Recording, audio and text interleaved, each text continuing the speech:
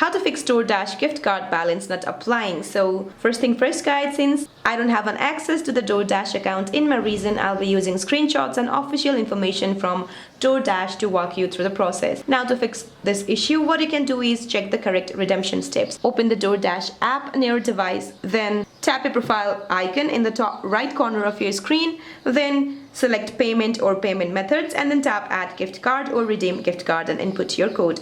Then check that the funds show under your account credits. Now to fix this issue, what you can do is if you are on Android device, go to your phone settings, clear the app cache. But if you are on iOS device, you have to upload the app. So to upload the app, go to settings, then tap on general, then tap on iPhone storage. Now find the DoorDash app from the list or simply tap on the search bar at the bottom of your screen and then search for DoorDash. Now tap upload app, then to confirm tap upload app one more time. Once you do that, you will see the reinstall app button right here. Simply tap on it or just go to your Apple App Store, find the DoorDash app and then reinstall it from there. So that's it for this video guys. I hope this video is helpful. Please don't forget to like and subscribe. See you in my next video.